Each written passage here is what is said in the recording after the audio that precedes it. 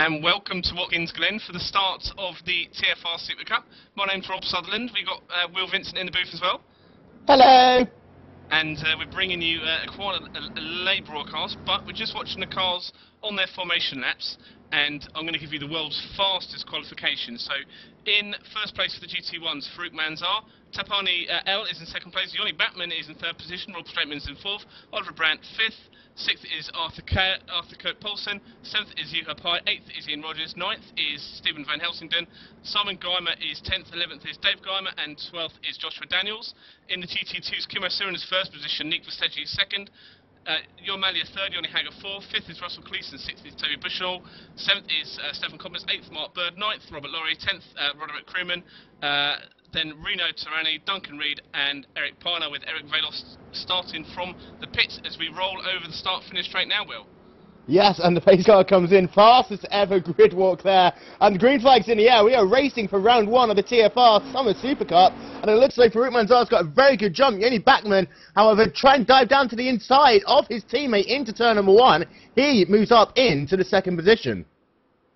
Excellent, and we saw from the Touring Car Cup earlier in the week that it was absolutely chaos through the first corner, so it's nice to know we've got through successfully, and Farouk is just stretching out in the lead now, and we got Glacier Racing's very own Yoni Batman following up. Oh, in fact, it's Yoni Batman and Tapani, who are both Glacier TV drivers. Yeah, currently sat in the fourth position. Rob Straitman's held that from the get-go here, and Oliver Brandt is rounding out your top five, and these top five drivers already pulled a little bit of a gap up to Arthur Kirk Poulsen, who's currently sat in the sixth position, with Hugh Pay in seventh, and then the first of the TFR guys, Ian Rogers, currently sat in eighth. And in the GT2s, for the look of it, everyone has been able to get through. For the moment, sorry, I say that, and there's been a spin, and that is Stefan Coppens there in the number 81 machine as they came through the carousel. We're back to our famous words of talking about carousels each and every week long.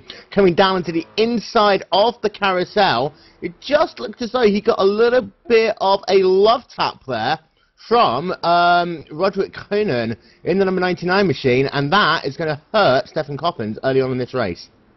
Absolutely, and for a moment, Nick Versteegi and Kim O'Surin. Kim O'Surin has, I think, conceded first position to Nick Versteegi. Nick Versteegi, the Team Radical driver, is currently defending quite heavily from Kimmo going into corner number 10. Yeah, and Oliver Brandt had a little bit of a moment. He has lost himself a ton of positions as he, I believe, has fallen all the way back down into the 10th position. So I get confirmation he's in 8th as they go across the line. But he's lost position to Stefan Van Helsingen and Ian Rogers at the start of this race. This is not a position that Oliver Brandt is used to as they're currently working lap number 2. Well, no, he's pretty good at finding himself quite low down and then fighting way through. As we can see, just behind Oliver are the two, or just behind, sorry, the two Team Shark cars that just switched discipline this season from GT2 to GT1.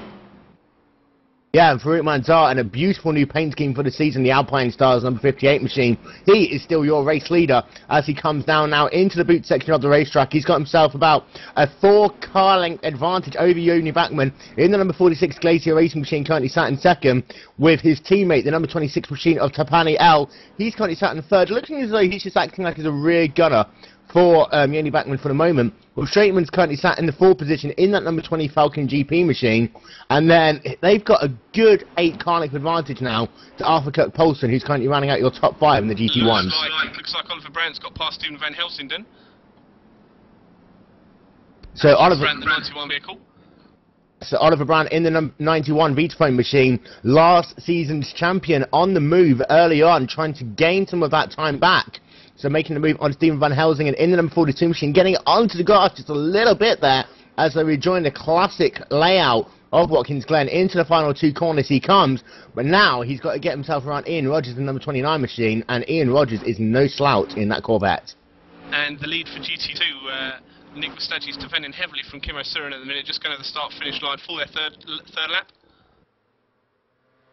In the GT2 class, it's looking pretty interesting throughout the field. Currently having a look at Russell Clayson in the number 22 machine. He is currently moved up into the 4th position. That moves Toby Bushnell in the number 31 TFR machine down into 5th. And I'll tell you what though, Nick Versteegi in the number 48 machine doing a great job holding off Kimmo Suman at the start of this race. Well, these are some of the strongest guys that race the 4GTs in the iRacing service, especially looking at John Mallia and also Yoni Hagner as well, another Glacier Racing guy. And he's I'm surprised he's down quite low at the moment, to be honest. Maybe there's some kind of tactical reason for that.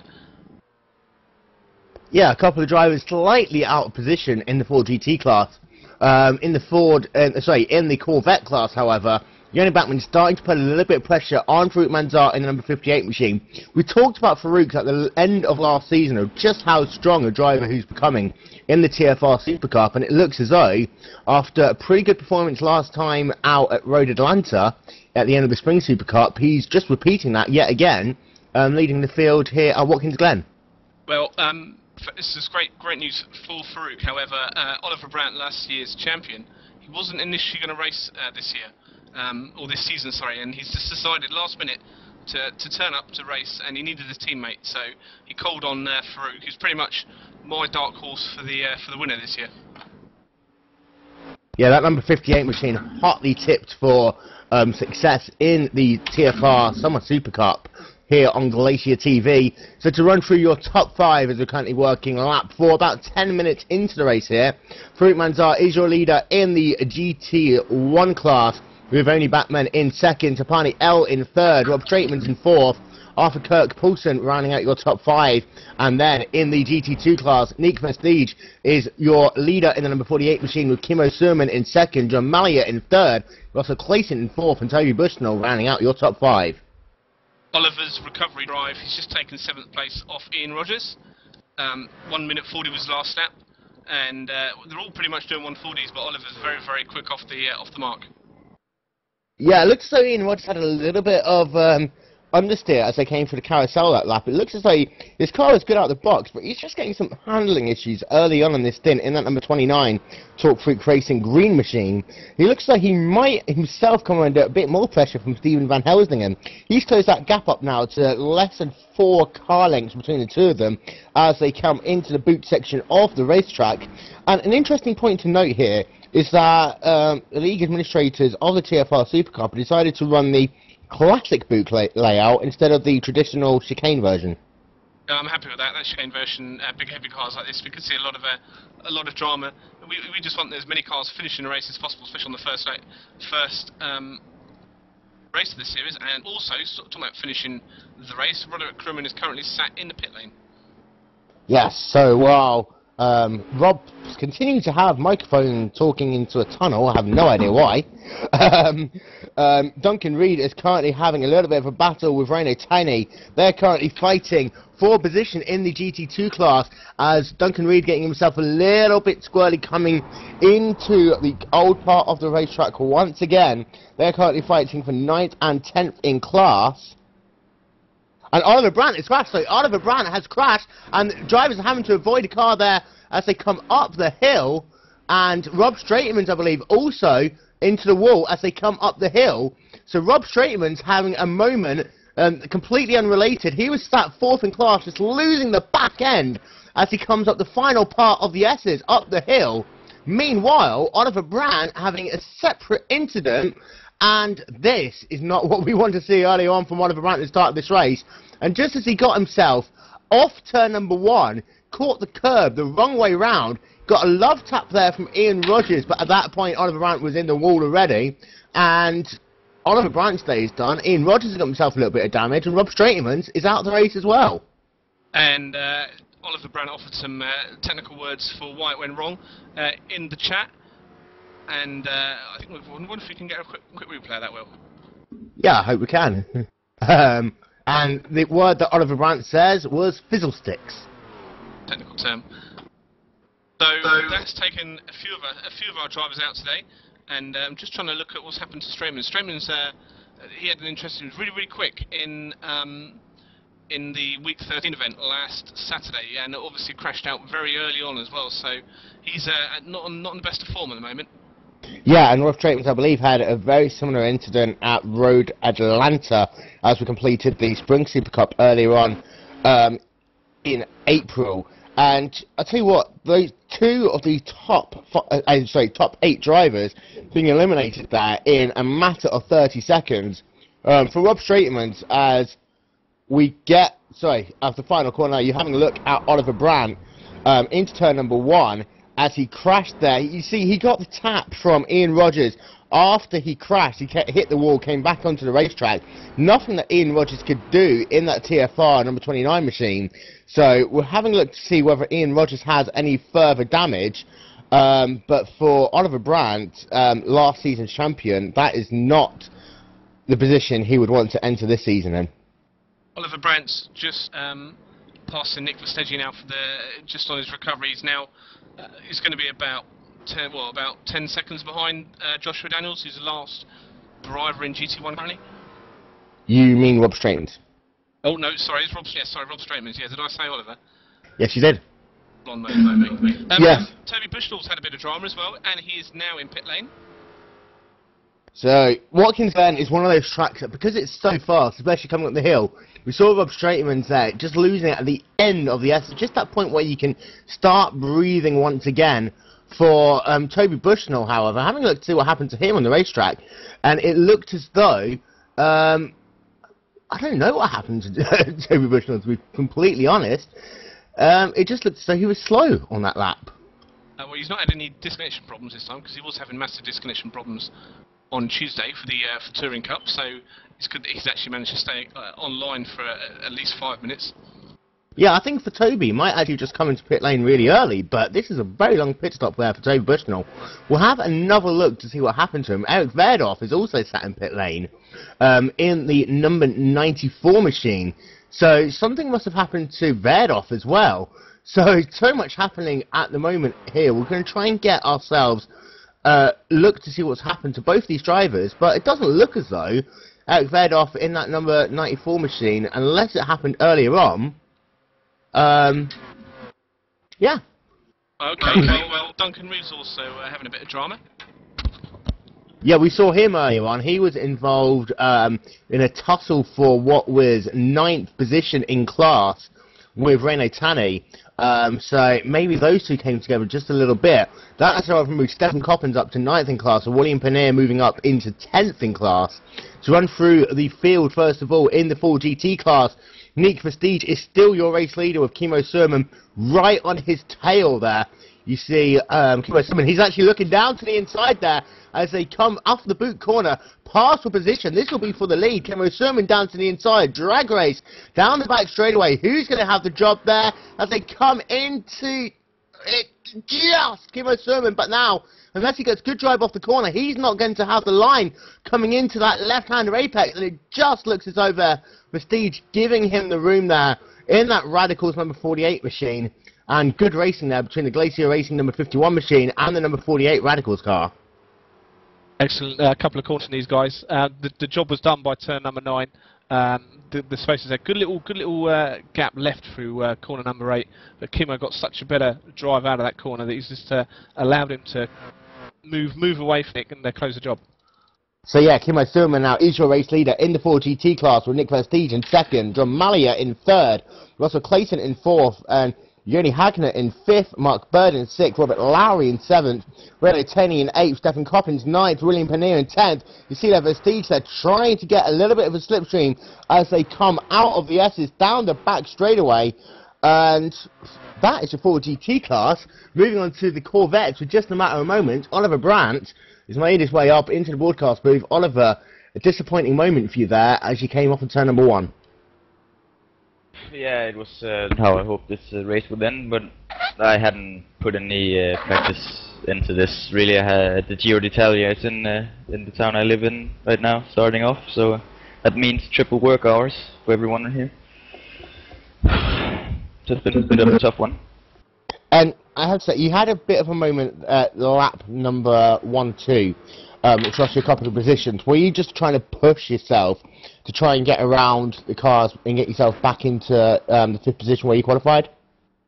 Yeah, basically I just want to get past Rob as fast as possible, but I actually made the same mistake on Farouk in practice, and it's just hard to break the car, slow the car that particular into that particular corner on the inside. It's very prone to locking up. And at one point you said that you might not even race too much in this TFR Summer Super Cup. Moving forward to next week, are you going to be able to find yourself a bit of track time to enter into the race? Yeah, I should be able to get a few practice laps, and next week shouldn't be so tough at work since all the Italians have moved on. Should be a bit better there. I'm a bit more optimistic for that one. So for disappointment there, really apologise on behalf of us, and we'll see you next week. Yeah, cheers. Good job, guys. Keep it up. So moving on to the... Sorry, you go ahead. Well, we're moving now on to the Yoni Batman and Tapani Luluto, I'll just call him Tapani L for now, fight. These guys are teammates, but they're doing a pretty good show of it. A fight, you can see the nice little glacier... the glacier right as well. We're just looking further down, and Simon Geimer and Dave Geimer, a couple of teammates, are also fighting. And then just about half a second up the road is Ian Rogers as well, and they keep sort of toing and froing between Ian Rogers and Dave Geimer. So it's quite a good little fight there. Yeah, and that battle, Farouk Manzar just touching the wall a little bit there, coming off the final corner. Your race leader in the GT1 class, in the number 58 Alpine Stars machine. I was saying, as Yoni Batman and Tapani L carrying on fighting for position, this is allowing Farouk Manzar to drive away into the sunset. The gap as they crossed the line last time by was 4.8 seconds. And Yoni Batman, as he keeps on coming under pressure from his teammate, is just literally allowing Manzar to drive off into the sunset. And last lap, it looked as though Ian Rogers was able to distance himself to a second from that battle for 7th position with Ian Rogers, Simon Geimer, Dave Geimer. And the gap between the Kimmo and Nick Verstegi is down to about 500ths of a second, now half a second, so they're still within reach. The gap between Kimmo and John Malia, however, is a lot further away, I believe. That was about sort of 6 seconds. Oh yeah, it does look as though the John Malia has dropped himself quite a bit of time in that last lap. Silverman and Verstegi are still having that great battle for the lead, and you would think that would allow Malia to keep in touch with that lead duo, but in fact, Malia in that number 82 silver Talk Creek Racing machine. Let's not forget, John Malia moving over to Talk Creek Racing for the Summer Super Cup, driving in the silver car. We thought he was going to drive in the yellow, but in fact he's actually in the silver. Yep, silver looks better. I can just take a quick look at Roderick Kruinen, who was obviously, he's 5 laps down now after pitting for quite a long time early on.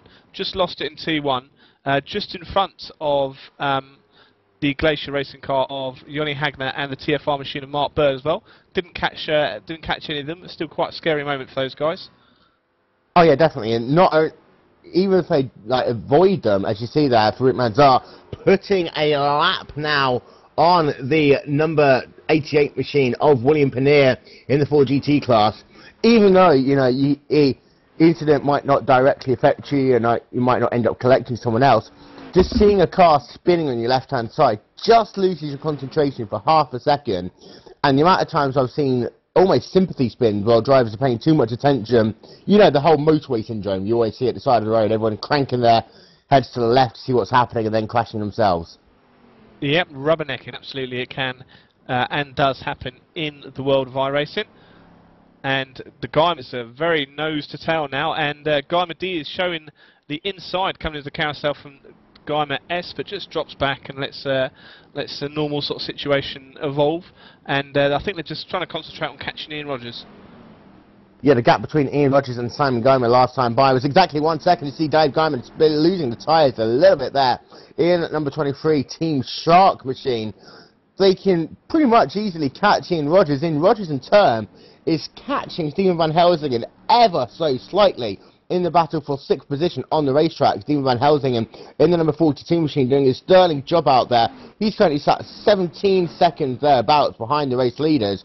Moving up the field, however, Sure Pai is doing a great job in the number 10 machine. So we've got a spin. Arthur Kirk Paulson has spun coming out of corner number 9, and the entire field now is passing him. It's car number 14. Yeah, it's such a bad place to lose it because the speed you carry there towards the end of the lap, this is going to lose him all forms of momentum. He's got damage on his front right wheel, and he had just lost the position to Yoha Pai. They were about a second apart from each other. They lost the position, but Arthur he wasn't immediately behind him when I got my eye on him, so I got a funny feeling he's had at least 3 separate off tracks this lap, so he's had a bit of a nightmare this lap. So he's now dropped all the way down to 9th position, and he will be under pressure from Joshua Daniels, and further back as well, Rob Straitmans is about 4 seconds away from Joshua. So Rob Straitmans is just trying to improve his recovery time at the minute. Yeah, for Rob Straitmans, he's doing himself a really good job getting himself back into contention to gain some more serious points. And in fact, I was just about to sing the praises of the number 14 Arthur Kurt Poulsen there, doing a great job up until that incident with vying for the 4th position, actually ahead of GFI coming into that lap. So that number 14 car doing a good job early on in this race, but like we've seen with a couple of other drivers, that wants to get into that middle portion, this tricky middle portion of the race. As you see there, Simon Geimer has now caught Ian Rogers, the battle for the 6th position between the number 29 Talk Creek Racing Machine and the number 75 of Simon Geimer, the Team Shark car. Middle of the race, this is where the fatigue kicks in, and I tell you what, that battle between Rogers and Geimer, TFR and Team Shark have some great rivalries on track between them.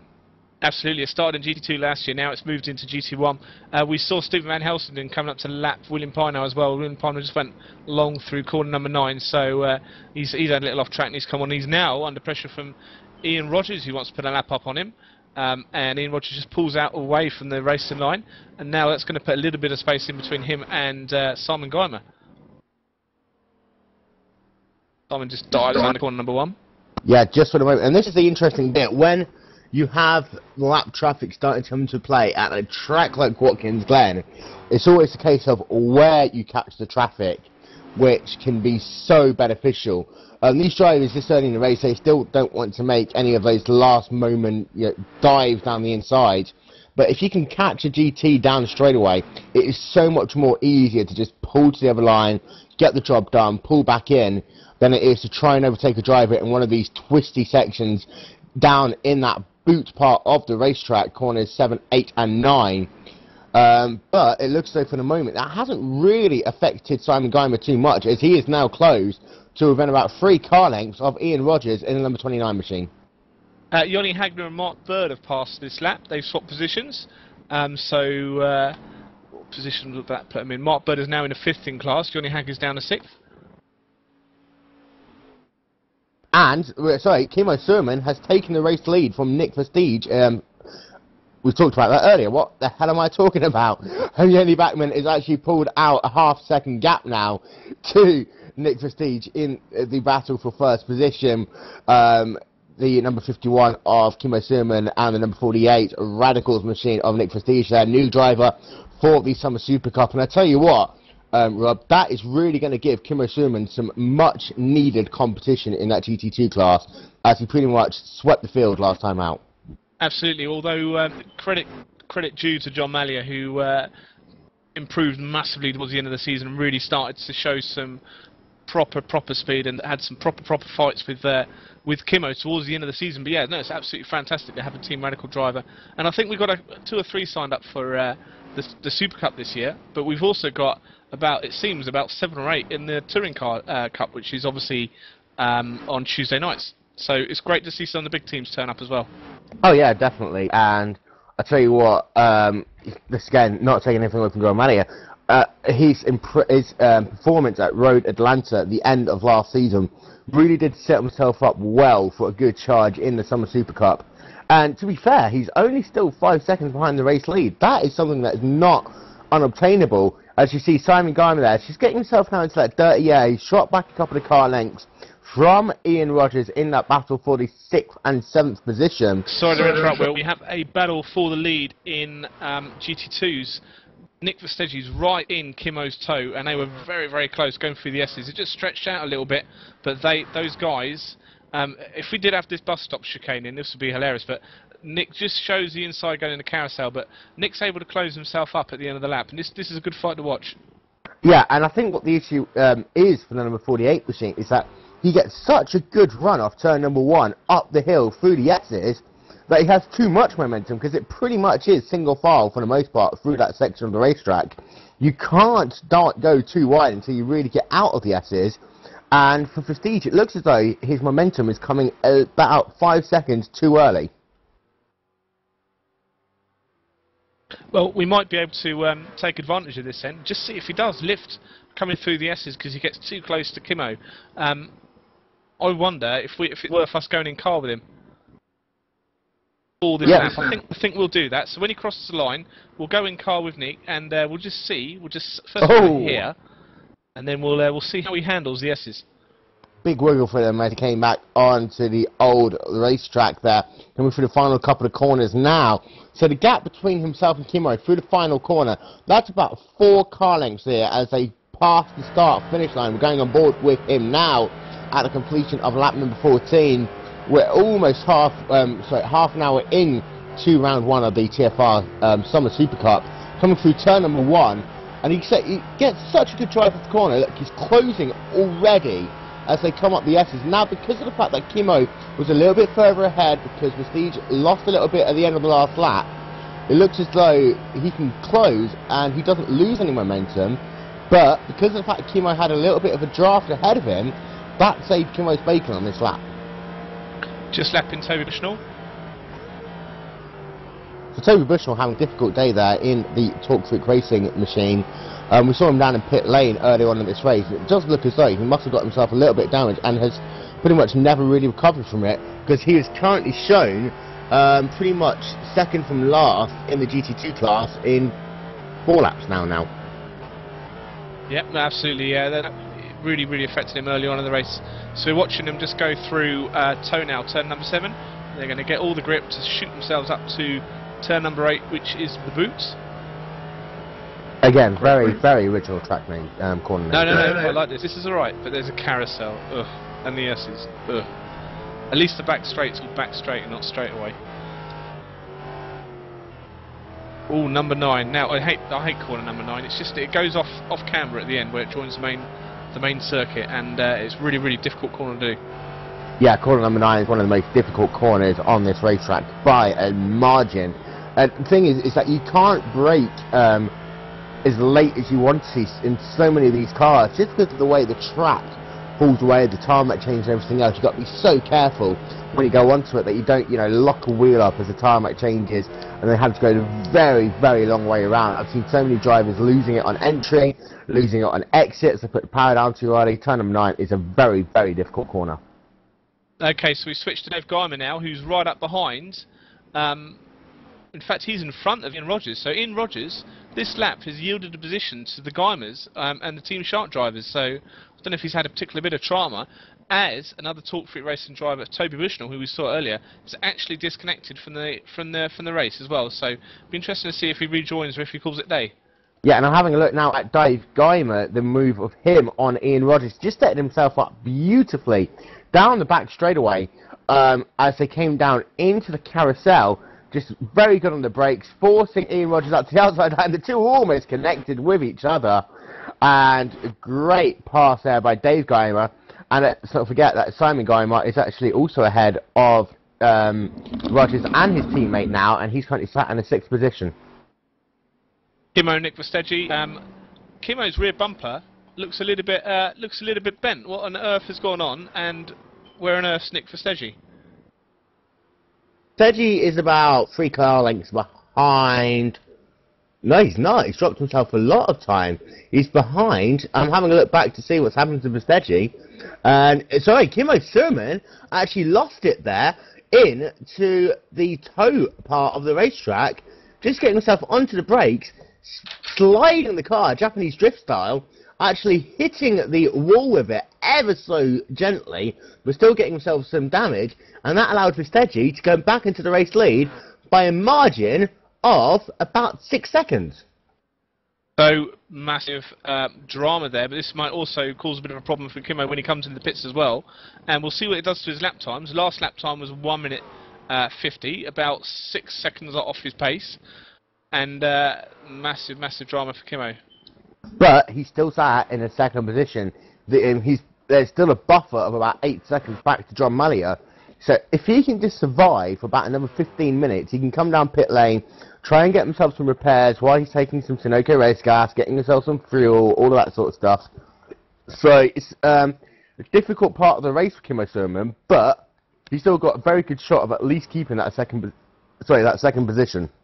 Interesting to see the tactics they take as well, whether some will go really, really long or some will go mega, mega short, or if they'll just do a halfway split. So it'll be interesting to see which drivers have been driving heavy from the start. Yeah, and of course we're missing David Peterson, who was the king of the random strategy calls, which always seemed to work for him, but when he saw another driver do it, just didn't seem to work as well for them. I mean, Absolutely. we are missing a couple of drivers. Go on. David Peterson's not going to be turning up much this year. I think he's taking a season off, and I think he's trying to build himself a nice little new rig for the next season. Well, it's a shame because we're missing a couple of drivers from last season. Peterson being one of them.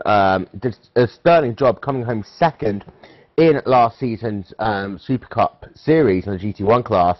So he will be sorely missed. And if you're watching today, Peterson, because I know you always do, hello, and hope you're enjoying the broadcast. To run through your top 5, first of all, in the GT1 class, Frank Manzar is still your race leader.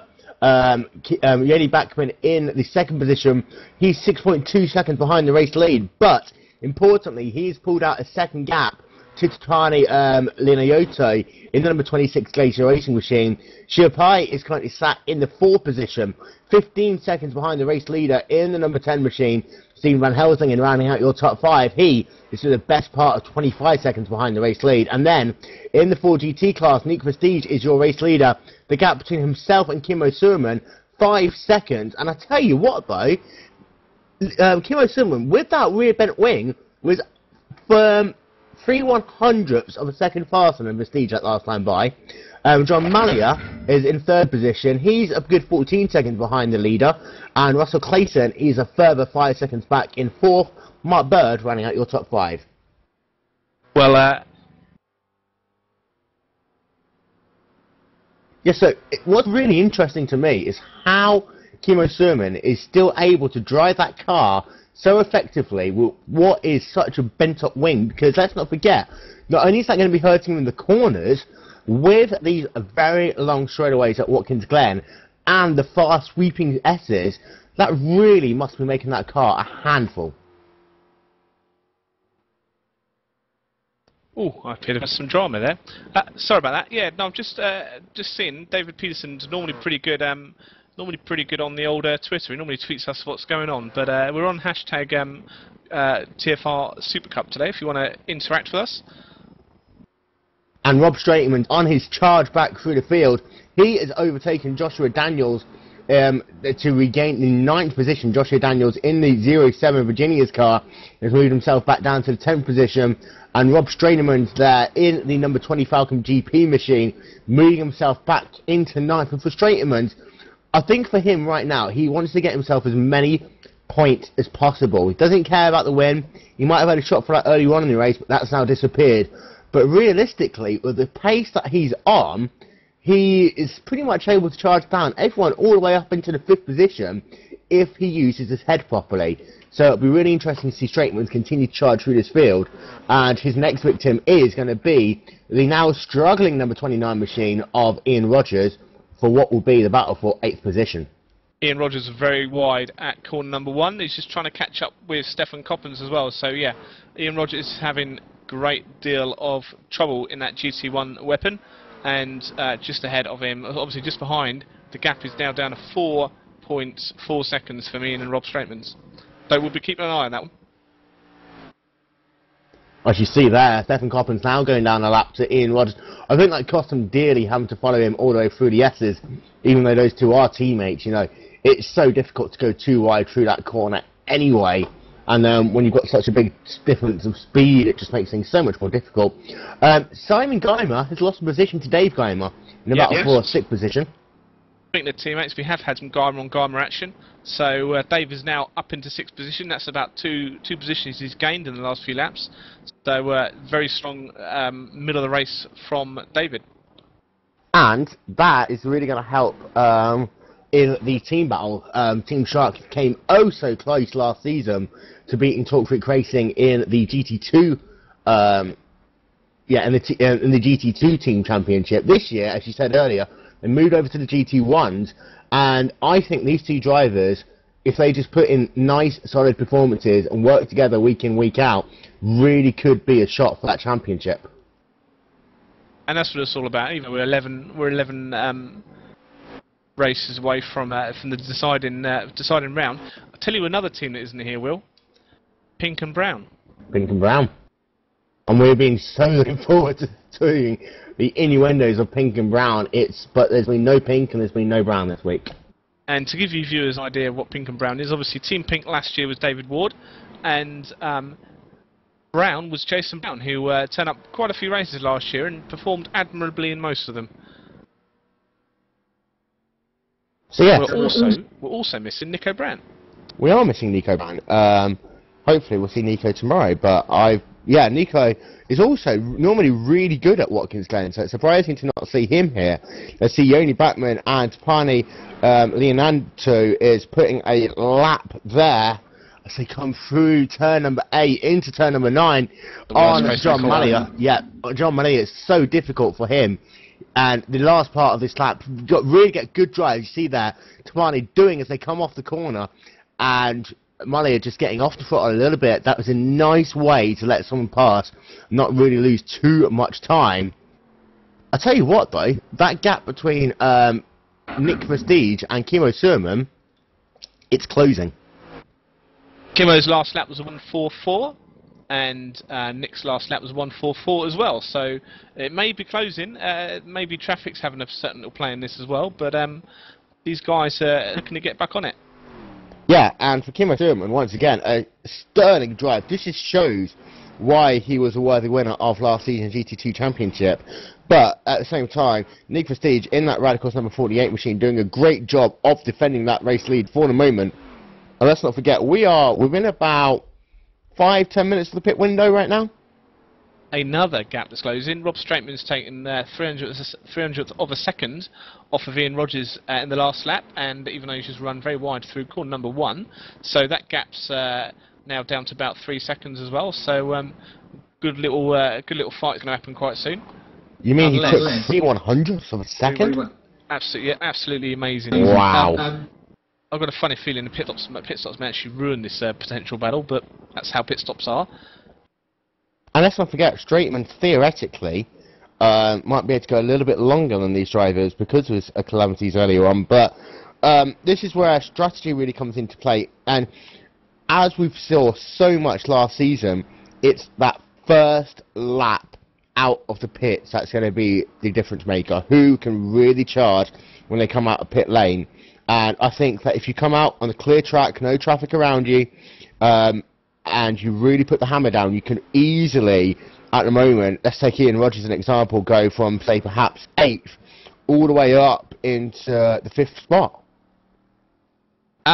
The leader of the race, Fruitman Czar, has just passed Kimo Surinen, so he's lapped almost all of the GT1s. He's just got Nick Verstappen to do at the moment, so we'll see leader on leader action in a minute. Woohoo!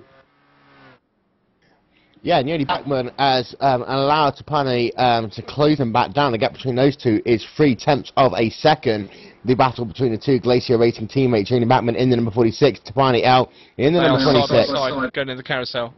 Yeah, and this is close, and you see there, Tapani trying to go around the long way, didn't quite happen. Great defending there by Yoni Backman. I'll tell you what though, I miss Yoni's technical interludes. No, absolutely. For any of you guys that don't know, Yoni Batman is a part-time commentator, full-time director for Glacier TV, and he's got as a result, he gives us these little JTLs, Johnny Technical Interludes, and this year he's been sat patient on the sidelines, considering these are his specialist type of cars, these Corvettes and the 4GTs. So he can't wait. He can't wait to do all the races this year, and they've welcomed him on board because apparently he's not too shabby at this race in Malarkey. No, and it's not. And normally he rides 4GTs in the official series, but he's back in the Corvette, a car that I know he loves, and he's doing a great job there. Currently sat in the 2nd position with his teammate Tapani L right behind him, and the only person fast on the racetrack is Fruitman Czar. And Fruitman Czar is absolutely on it at the moment. We will eventually, in a few minutes' time, be able to see Kimo, Yoni and Tapiel pretty much together on the circuit, which I know there's a lot of penguins out there would love to see that happen. Yes, if you'd like to see your racing photo opportunity, please hold. It'll be with you in a couple of minutes. Yep, it's just a shame that there's a particularly bent bumper and rear wing on one of those cars. Ah, that can be photoshopped out. Meanwhile, the only issue that I have now is it's going to be very difficult to keep the gap between Prestige and Kimo Surman on my screen. I know you have something a little bit better, Rob, on yours, but Farouk Manzar is still your race leader. Gap now up to 7.8 seconds between himself and Yoni Backman. Tiny L currently sat in the third spot. Joe Pye, we haven't talked about him, but he's doing a great job in that fourth position, with Stephen Van Helsingen in fifth. Dave Guymer, Simon Guymer, 6th and 7th. Ian Rogers is in 8th. Rob Strateman, has caught all the way up to Ian Rogers. That gap is now down to about 4 car lengths, and Strateman is really on a charge in 9th, with Joshua Daniels in 10th, and Arthur Kirk Paulson in 11th in the Corvette class. Oh, sorry, Strateman's into the wall yet again. So after bending out his left-hand side earlier on, Rob Strateman's getting it loose just as they came out of the carousel into turn number 6, and after bending out his left-hand side of the race car earlier on, Rob Strateman's into the wall, just couldn't turn it in that number 20 Falcon GP machine, now getting it into the right, getting his car bent to the right, and after charging so hard and for so far, to quote a Linkin Park song, it didn't really matter. Oh, that's terrible, terrible link. Right, okay, so we're going to see if we can get you a replay of that one in a minute, but we do have the 3 Glacier vehicles on this all together now, just going through corner number 1. You missed it. Oh, they're up the hill. Yeah, I'm looking they're at over the hill. 20 seconds ago. Yeah, they're gone. So Bye. then, and I believe we've seen a change with Guymer and Rogers as well. Dave Guymer is the first man to blink. He's the first man in for a scheduled pit stop. Could this be tactical from Dave Guymer? Could he have looked to see where he'd feed back in of this himself a clear track? So not only... Right, I'm just going to get a quick replay of Rob Strateman's go long into that corner and stick it in the wall. And what you see is like he came into turn number 6 and it just looked as though the car just simply wouldn't turn. Whether or not he'd heated up those tyres a little bit too much, trying to close that gap to Ian Rogers in the number 29 TFR machine, whether he literally just locked to brake up, that car was not turning left at all until it careered off the outside retaining wall. So Dave Guymer leaving the pits now. It's all the way down in 9th position. See who blinks next. Rob Strateman is down, by the way, into pit lane, but he's driving very, very slowly out of it. Very slowly exiting his box, isn't he? Mind the pit car. Oh. Okay. 11 miles an hour, 12 miles an hour. Yeah, I think something's happened to Rob Strateman's car, and he looks as though he is done for the day. Oh no, he's getting up to speed now. That I have no idea. I guarantee it. He was finishing a coffee. No, he's pulled back off again. Alright, it wasn't. Maybe he hasn't finished it yet. Is he just going to sit down? And no, he's gone.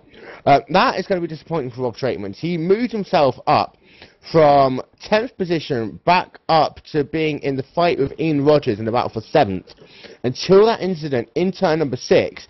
So for Rob Strateman, this has got to be heartbreaking for him in that number 20 machine after working so hard in that middle, that first and middle part of the race after his incident earlier on, and he's still going to come home 11th. Has he completed enough laps though to score championship points? Oh well, it's all about distance, and he's done over 45 minutes, so I think he'll be all right. Just. Yeah, literally just. In fact, it's probably worth him just going out and doing a couple more as well for good measure. Yeah. Kimo Surman in number 51. Let's move back to the GT2 class for a moment. Now with a fun finish in the GT1 for the second. Kimo Surman has closed that gap a tiny bit to number 48 of Nick Prestige, but not by anything noticeable. And it begs the question, had Kimo Surman got himself a rear wing there, could he have started to drive away at this point in the race? Well, potentially, but we don't know what strategy he's doing. Also, he did a 1 minute 45 his last lap, and Nick did a 1 minute 43. So it may be a little bit misleading at the moment. It certainly seems that, in fact, he's just gone out the start finish straight as well. And he's done a 144. Nick's done a 145 as well. So no, absolutely, he has actually just caught him in his. He has just caught him, but Rob Straitman has retired from the race now, so there's a little bit more. That's the end of the end of the race for Rob. Yeah, and we'll see if we can try and talk to Rob Straitman later on. That number 20 Falcon GP machine did a great job trying to come back through the field. John Malia, he's currently sat in 3rd position in the GT2 classes.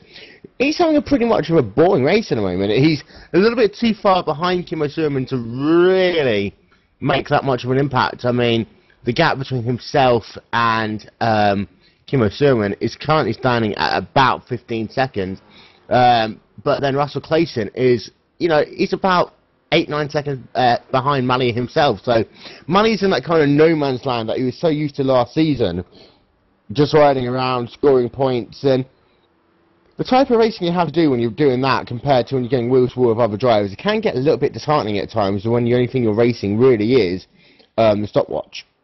I've got an update for you. Yuha Pai, we've not really spoken about, although he did have a very, very strong week 13. He's in the pits. Reno Tanny's in the pits. And William Pinar's just leaving the pits now. Please mind the gap between the car and the pit lane. Absolutely. And please mind yourself when you exit the pit lane, because it can get a bit hairy. Yeah. That is one of the things, as Simon Geimer is catching Stephen Van Helsingen. The gap between those two is down to about 1.6 seconds on the racetrack. Sorry to interrupt. Synchronised pit stopping from the Glacier boys. Yoni Batman and Tapani L are both in the pits. So this will be interesting to see who comes out of pit lane ahead of these two drivers. Yoni Batman and Tapani L both coming down pit lane at the same time, so obviously both on the same strategy. Let's not forget, Tapani L has got the better run off pit lane. But both these drivers, they're going to come out literally at about the same time. They're both sitting down. Pit lane's Pit going a bit crazy, Will. Sorry to interrupt. Pit lane's going a bit crazy. We've got a few more cars in now. Stephen Van Helsingen, Simon Geimer is in. We've got, I believe, Mark Bird in as well. And I believe after Mark Bird, we may have Yoni Hagner in as well. So it's going crazy down here now. Yeah, and Yoni Batman got out a full 3 seconds ahead of Tapani L there in the number 26 machine. So that could... well, it won't really do anything to Tiny Al, but it'll give Yoni Batman a little bit of breathing space in that 2nd position. So, Joshua Daniels is also in the pits. What we want to see is where Simon Geimer and Stephen Van Helsingen come out in relation to Dave Geimer. I know, here they come. See, Van Helsingen got the jump a little bit there as they came out of pit lane. He's got himself a little bit of a gap.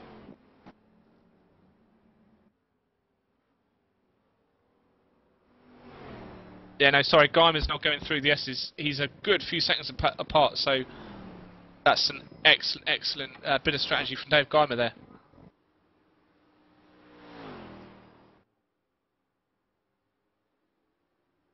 Okay, so let's see. Also, Ian Rogers is still to pit, and we'll see where that drops Ian out into the equation when he decides to pit. It's just coming around corner number 9 now. And also, of course, we've not had Farouk, the leader, is in the pits. Leader is also in pits. And we have Nick Vestegi as well. So, Nick and Kimmo.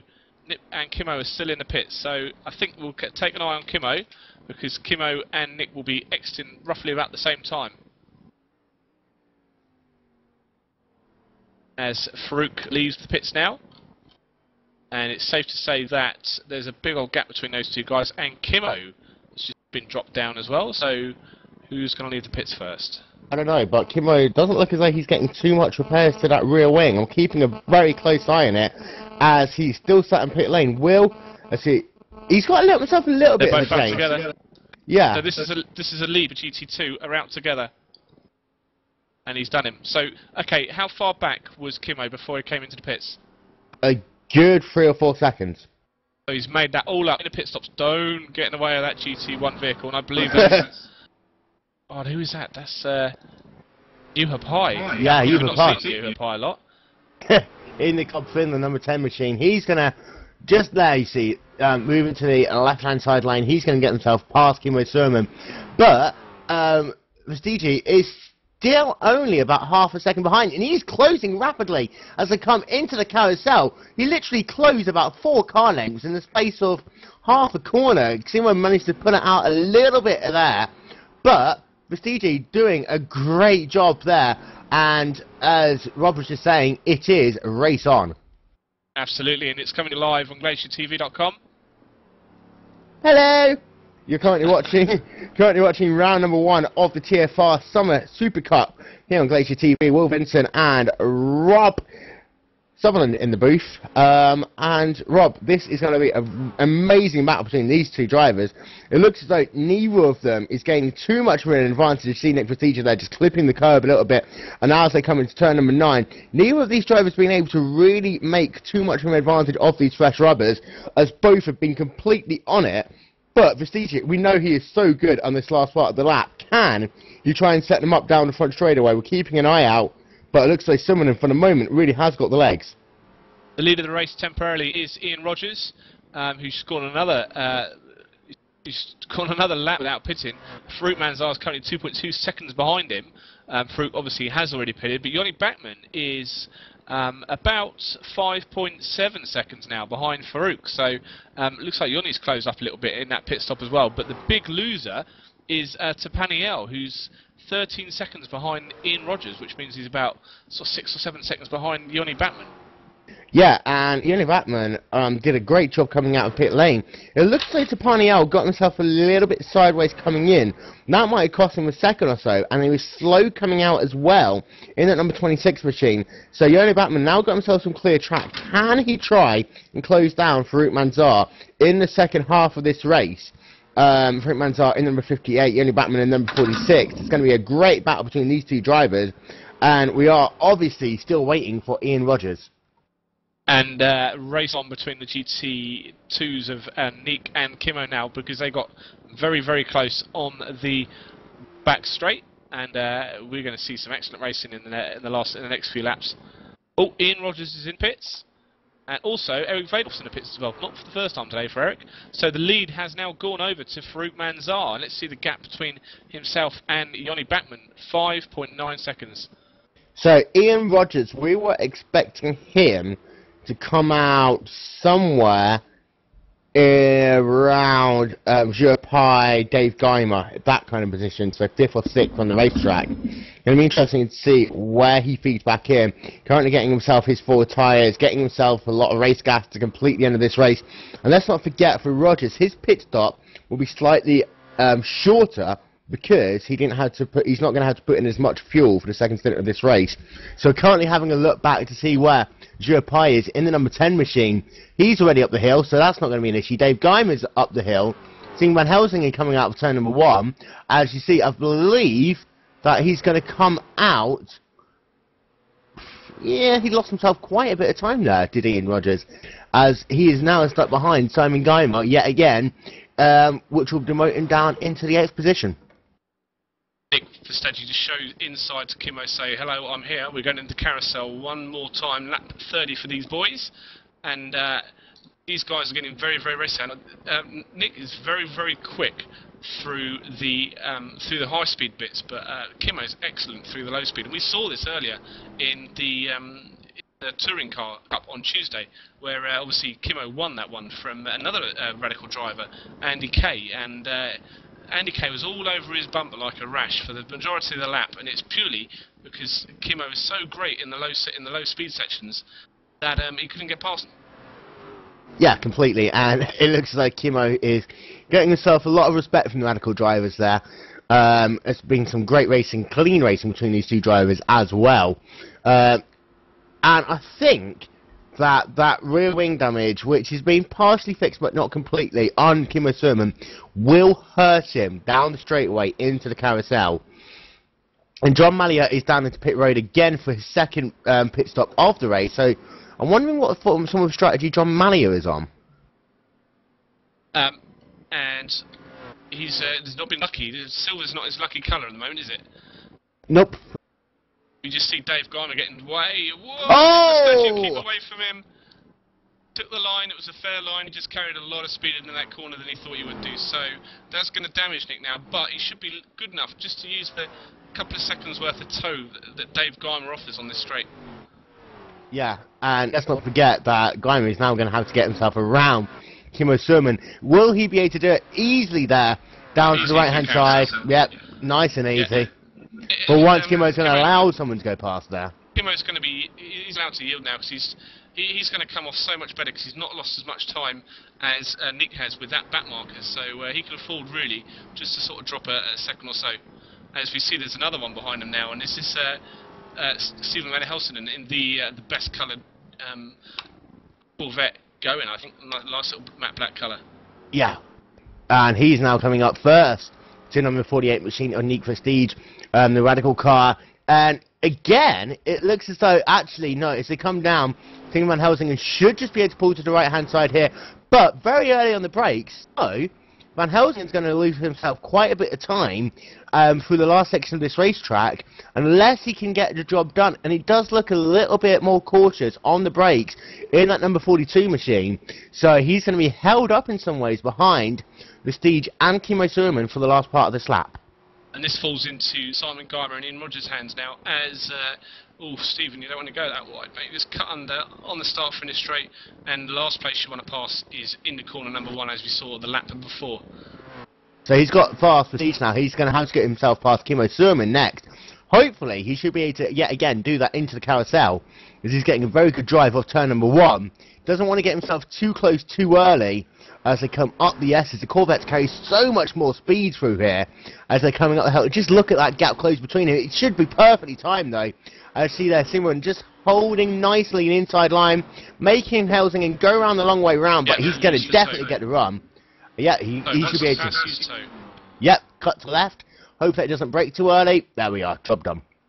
And Nick says he didn't manage to get back in under his bump then, just before they're going to carousel as well. So once Ian Rogers get past, these guys will get back to fighting full position.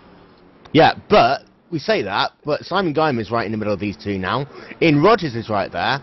So it's going to be, and then you've got Joshua Daniels, who's only further 10 seconds back. So this is really helping out Kimmo Surman in this race, because it's kind of gapping himself to Prestige for this part of the race and giving someone that little bit of breathing space he perhaps needs there. I see the number 75 machine of Simon Geimer just going down the inside line into 8, job easily done there, and Kimmo Surman just getting off the throttle a little bit. Now he's got Ian Rogers behind him as they come through turn number 9. Prestige has been luckier this time by though, and hopefully it looks as though, oh, Ian Rogers, that is a brave move there down into the second to last corner. Not the place you want to try and do it. As Rob just said a minute ago, just cut down after here, down the front straightaway, get the job done, coming into turn number 1. There you are.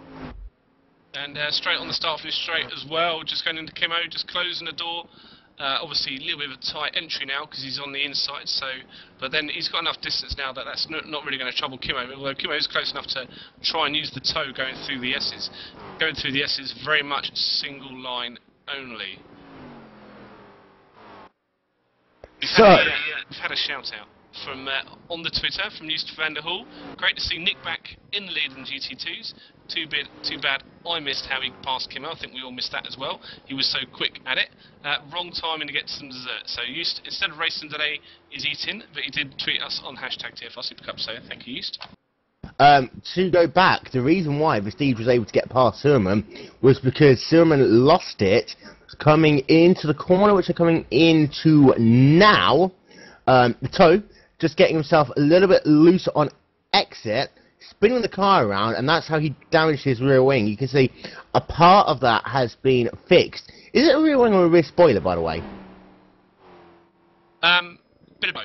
A little bit of A, a little bit of B.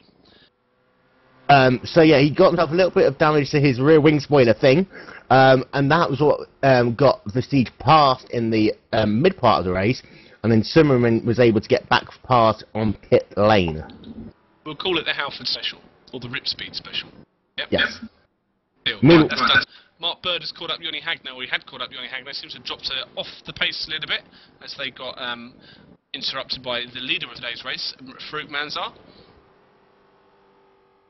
And yet again, it was a DT1 that split them, getting themselves in between the two drivers. And as we've seen, once the GT1 drivers get in the middle, that does cost the second driver at least a lap of opportunity. Going to get another Glacier TV photo opportunity soon, because obviously Yoni Batman will be lapping Yoni Hegner, so it'll be Yoni on Yoni action quite soon. Ba-ba-ba-ba-ba-ba, the Yoni and Yoni show. Yeah, I'm not doing that again. Oh, yeah, you're getting a little bit sideways there. Will is available gigs if you need. He sings a wide range of tunes. Yeah. Go tunes. Right, okay, so top three, Fruit Manzar, Yoni Batman and Tapani L. This has been pretty much the same since the green flag dropped, and in GT2, Kim O'Sullivan and Nick Vestagi and Russell Cleeson as well. Will, we haven't spoken about Russell Cleeson a lot. We haven't, but he's sat there now in a solid third position. Way ahead of Yoni Hagner. But he's a little bit too far back to battle for the second position. So he's in that no man's land that Malia was in earlier on. Malia unfortunately had some incident in the TFR SuperCup, which drops him out of the third position, giving it to Russell Cleeson. As you see Yoni Hagner there getting so close to the wall there as they came out of the S's, literally running as wide as you could possibly go. He is about to go down a lap to his fellow countryman and teammate Yoni Bachmann coming into the carousel. These two will be coordinating their moves to lose each other as little time as possible, as Mark Bird has dropped back a little bit there. Glacier TV, Glacier Racing opportunity, passed. There we go, that will keep the Paymaster General happy. And what else can we see going on at the moment? Stephen Van Helsden and Simon Geimer are about a second apart from each other, and Ian Rogers is still there. It's about a second apart each of these guys. That's pretty much an accident apart, I reckon, isn't it, or a twitch or a mistake. Yeah. So these we might be able to see some fun between all these boys. I'll tell you what, I'll tell you who was the big gamer in that round of pit sequence. Dave Geimer, the number 23 machine. He's now 5 seconds ahead of Stephen Van Helsden. Absolutely, and this is what we said when he exited the pits as well. Even our director turned around and went, "Wow, great tactics." It looks like Simon has brought up Stephen now properly, so we're going to focus on these two guys for a bit, and we're going to see two of the best GT1 paint jobs in the play at the moment, because that Shark car is fantastic, but also the matte black Corvette as well with Stephen Van Helsden. So yeah, it's a very close battle there for 6th, 7th and 8th. These three drivers separated by less than 2.5 seconds on the racetrack. Ian Rogers is kind of the guy sitting back, waiting for something to happen between the two drivers ahead of him. I don't think he's got the outright pace to challenge these drivers. His last lap was on 1 minute 40.7. Simon Geimer's a tenth slower. Stephen Van Helsden about a further 3 tenths slower. So he's got the speed to get close, but a part of that might be the draft down these long straightaways. But out front, we did see Ian Rogers struggling early on in the race.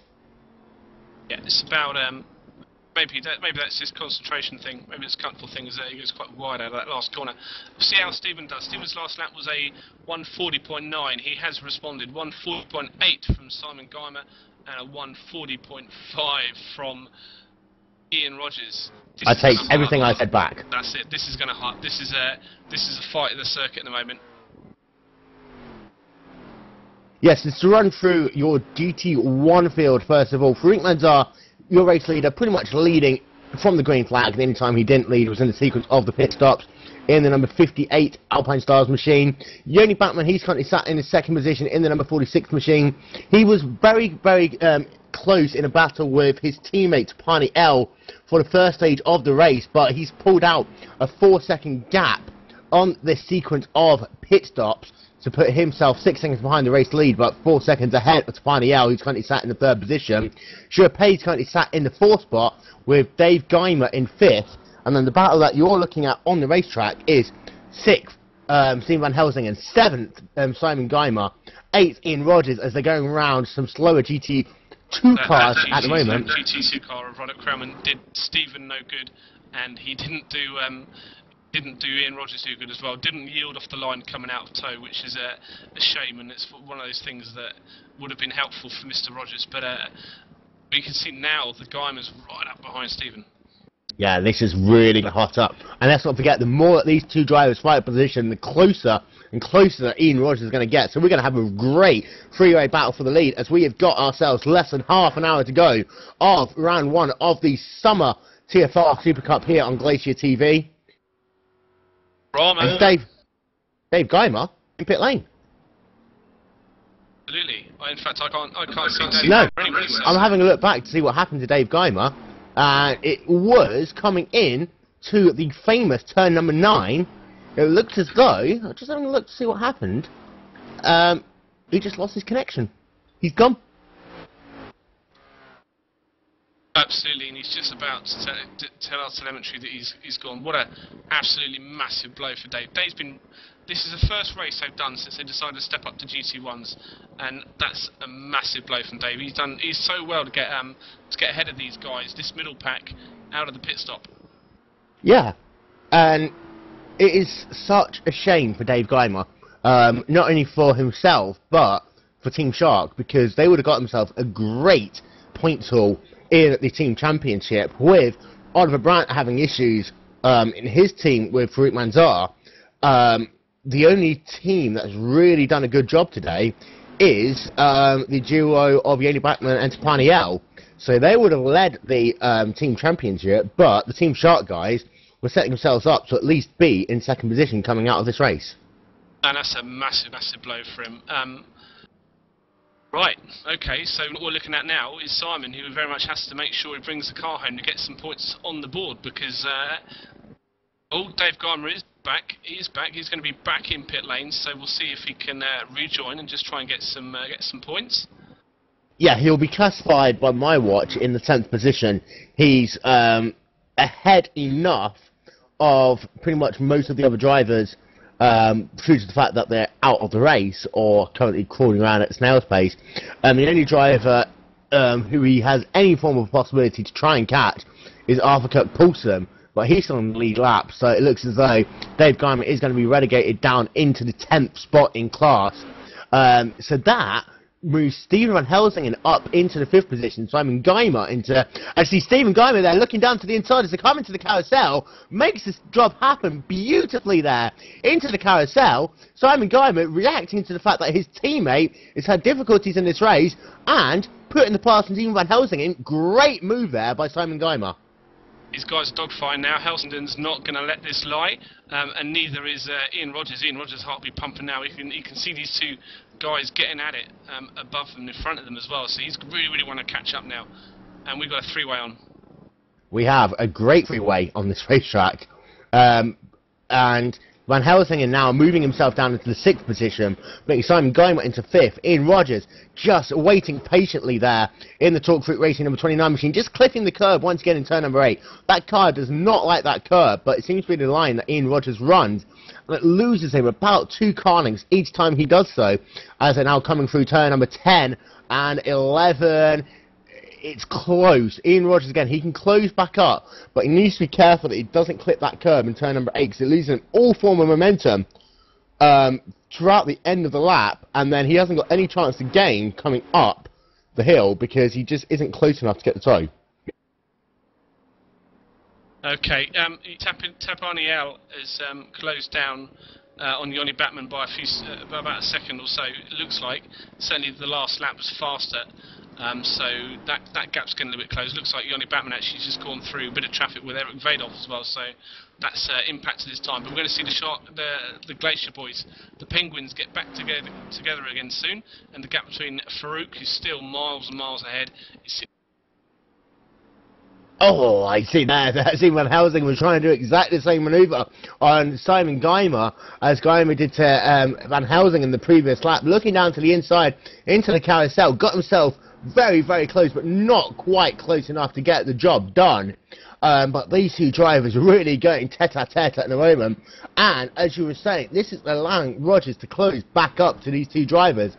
The gap between them now, you see, is about 6 car lengths between Rogers, currently sat in 7th, Van Helsingen currently sat in the 6th position, and Rogers has got to be so careful now that he doesn't completely lose momentum over that curb. Beautiful run through it this time by. This is going to help him throughout the rest of this lap and through turn 1 up the hill. Okay, I'm keeping my eye on Mark Bird and Yoni Hagman as we see Joha Pai suicide dive bomb down in corner number 1. Mark Bird is now right up behind Yoni Hagman, and because Juha Pai's suicide in the corner number 1, he just ran a little bit wide, and that slowed up Yoni as well. So it means Mark Bird's even closer to Yoni Hagman now, certainly in the tow coming along the straightaway. Yeah, and that is a position, the battle for 4th and 5th in the GT2 classes. Yoni Hagman is doing a great job in his first race in the TFR SuperCup this year in the number 16 Glacier Racing Machine, but Mark Bird really has got a big point to prove in that number 15 machine. He had an interesting season last time out, and I think really he wants to get himself up into the upper middle pack in the GT2 classes, and he's doing himself a great job at the moment in that number 15. Bird is squirming all behind Hagner at the minute. He's really, really wanting to find a way to get past, or just to find a way to distract him. Squirming or squawking? A little bit fantastic, squawking. Well, we had oh god, what was it in the touring car cup? We had a Terry on Bird action, which was hilarious. Bird on Hagner action doesn't quite work. I think we're going to go. We're on roll bar now with Mark Bird as well. He's behind Yoni. And meanwhile, Ian Rogers has closed himself down to about 2.5 car lengths behind Steve Van Helsingen. He got himself a really good run through that lap, closing himself down to number 42 machine, clipping that curb again though. And that loses him about a car length to 2 car lengths each time he does so through turn number 8.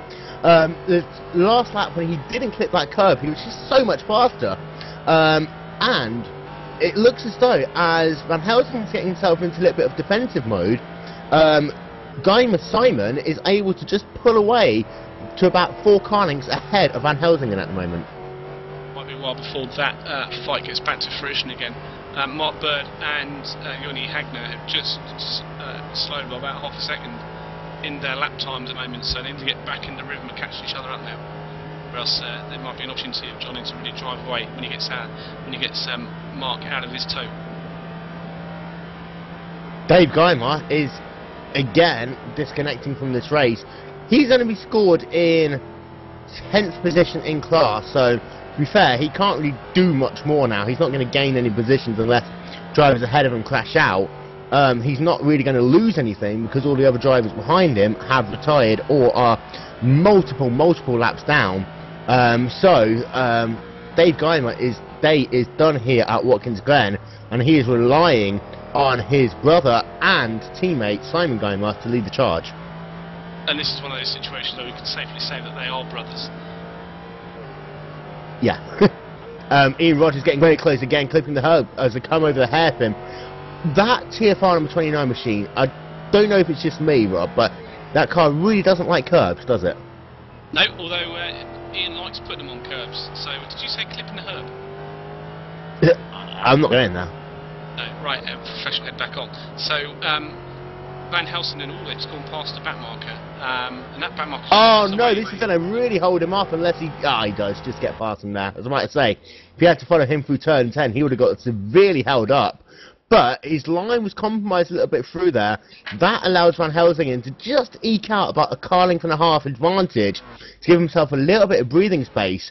So, Ian Rogers, I think he's starting to get a little bit frustrated in that number 29 machine because he knows he's got the speed, close right up to the back of Helsingen, but things just keep on getting in his way, and they're going to have more lap traffic to deal with come the end of this lap, as it's now Robert Lowry who's going to go a lap down to Simon Guymer first, and then Simon Van Helsingen and Ian Rogers. I was about to say Bird is the word then, because Bird had caught right up with Yoni Hagner coming out of corner number 1 and just into the start of the S's. But it looks like he got his first bit of the S's wrong and just had to drop back from Yoni a little bit. But we've got 2 fascinating fights here. We've got the 3-way going on, and then we've got Mark Bird and Yoni Hagner. I think Mark Bird's more likely to really put a pass on at the moment, but we can't really take our eyes off either of these fights. So, when you're talking about the fight for position, you're saying that the Bird is the word? Bird is certainly the word, as oh god, Rob Lowry... Oh, this is really going to hold him up. Oh, that allowed Ian Rogers to close, but he doesn't get the run off the corner. What is he doing there? Just dearie me, that was not polite. That was not only polite, but the speed differential between the vets and the GT...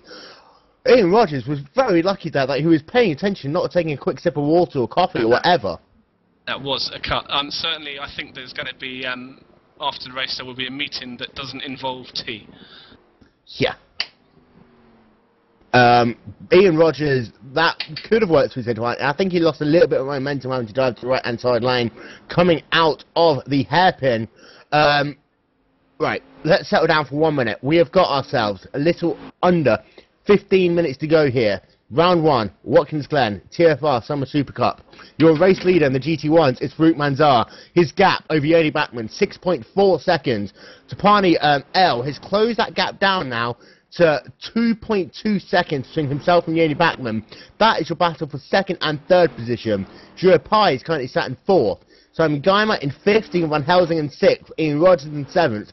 That is the most interesting GT1 battle at the moment, with Joshua Daniels in 8th and Arthur Kirk-Paulson in 9th. Your retirements in the GT1 is Dave Geimer, Rob Straitman and Oliver Brandt. We'll move on to those later on when we conclude at the end of this race.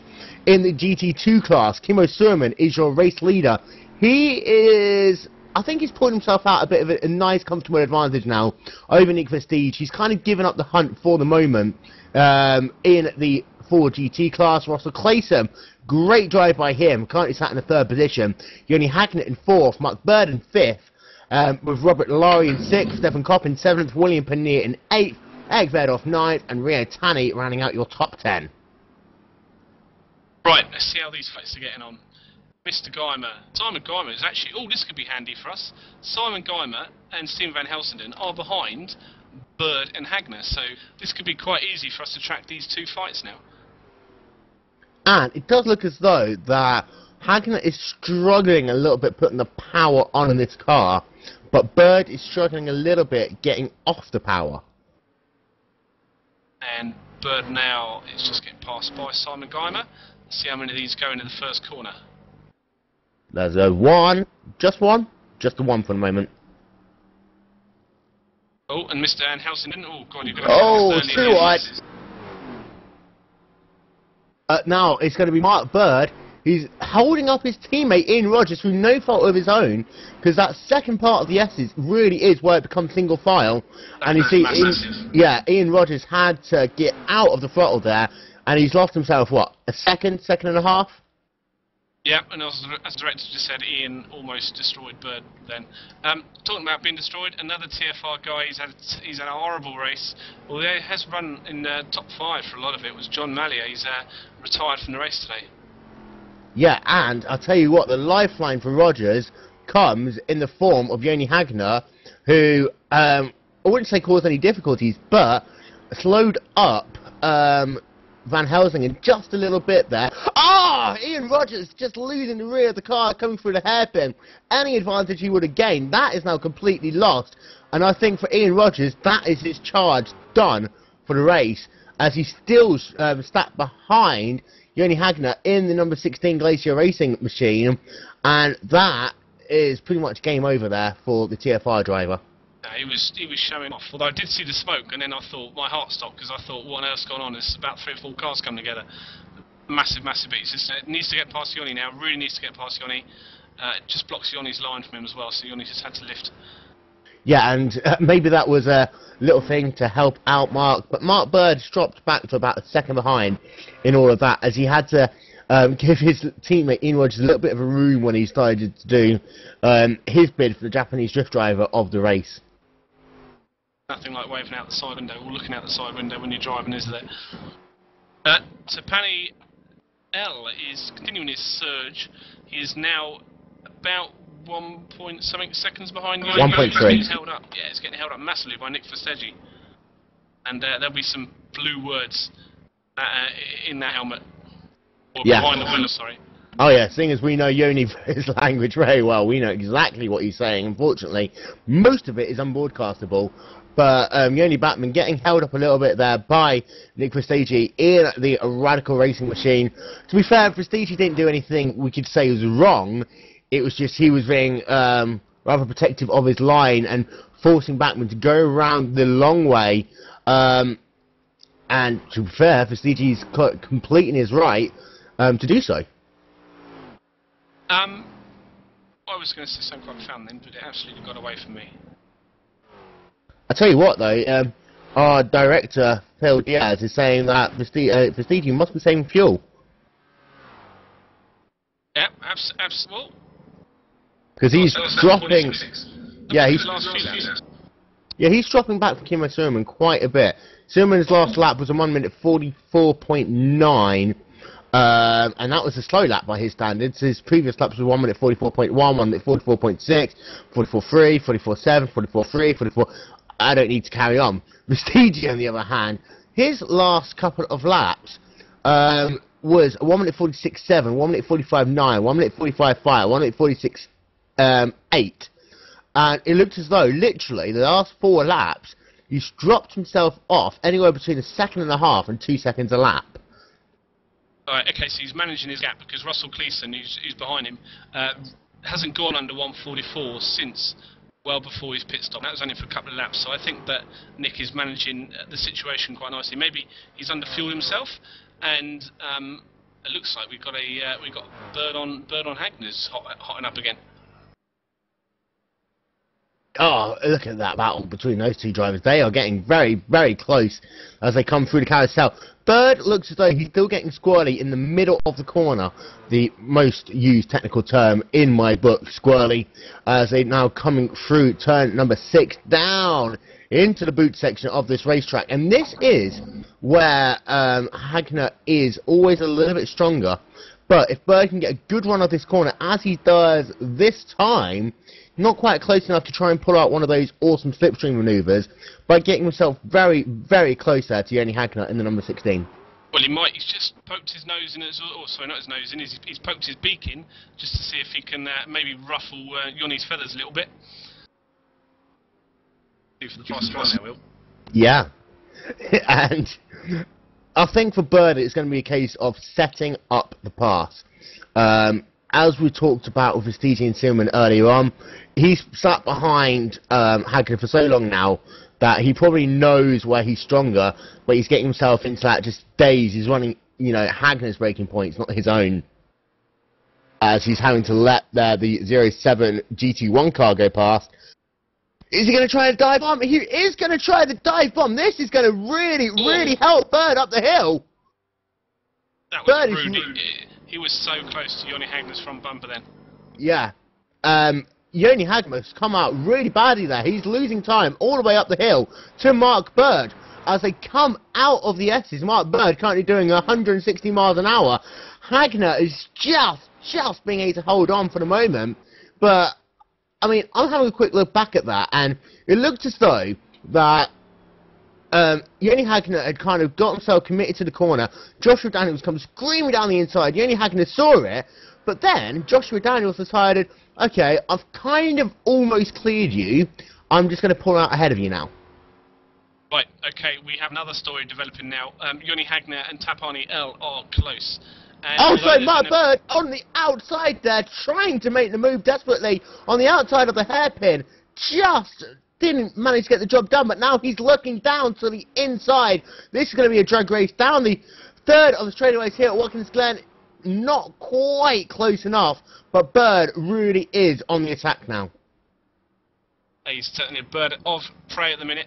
I think that last ditch nose in then really lost a little bit of time for him, but he's certainly, Joni Hagner is certainly driving Mark Bird's race now, because he can't not look in his rear mirrors and try and defend through these corners, because Mark Bird's absolutely on it.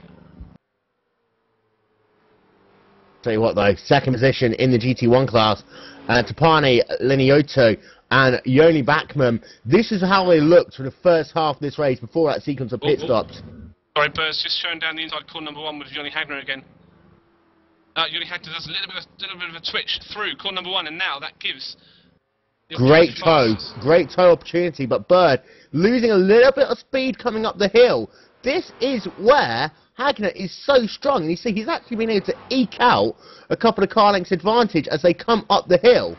So, if Mark Bird's going to do this, he's going to have to do it kind of in that middle section of the racetrack, get a very good run through the carousel, get a very good run through turn number 6, and do it like he did into 7. Eric Vadoff might have a say in this, because is currently just ahead of these guys. Oh my god, looking at the battle between Yoni and Tapani as well, because Reno's just got himself in the way of that. They are neck and neck coming down the back straightaway, and oh my god, they are so close. We need to have a little bit look at the Yoni Batman battle. Yeah, Yoni Batman, Tapani L. That is as close as, if not slightly closer than, a Yoni Hagner and Mark Bird battle. We have got ourselves just under 5 minutes left to go here at Watkins Glen, and it's all hotting up. Which fight to look at? These guys, I think Tapani's going to really want to go for position now, because he's so much faster than Yoni is at this stage on the race. But at the same time, we're looking at Yoni Hagner, who's defending heavily. He was weaving coming out of boot. And no, sorry, just coming into boot, he was weaving to stop Mark Bird getting the run up on him. Yeah, and I'm sure Mark Bird will be having a little quiet word with not only Yoni Hagner, but with KDS Scott and Tony Bushnell, you know, race control for this race. Because that's not the sort of thing that you want to be seeing at all. As you see there, Verdov just moving to the right-hand side, letting these two carry it on. Mark Bird is looking for a way to get past, trying to get a good run off turn number 1. He gets a better run this time by up the hill. Can he keep that momentum as they come through the S's? Interrupt me if Yoni Batman and Tapani L have anything happens there, but they are so close as they come into the back straightaway. Can Mark Bird get himself the advantage now as they come down the back straightaway into the carousel? The gap, 1.5 car lengths between them. It doesn't look as though he's going to be close enough, but he's looking down to the inside anyway, and not quite close enough. Oh, so close there to touching each other as they come through the carousel. That might have cost him the opportunity to try and make a move down the inside into turn number 6, or do the crossover into turn number 7. We're keeping an eye on these two drivers for the moment, as Roderick Curran is now out of the race, and Mark Bird, he's looking down to the inside, but not quite close enough. He's only got himself, however, about 2 more opportunities. So I reckon for the next lap, this guy doesn't need to show it on the straightaway, unless he is literally about to get side by side. He needs to just stick himself around behind Yoni Hagner in the carousel and then try it down into the chute, because Yoni, every time when he's driving up that line, he expects him to show himself on the inside, and he knows he's not close enough. But if he keeps himself inside, Yoni's going to go, hang on a second, this guy's going to line it up for a couple of corners' time.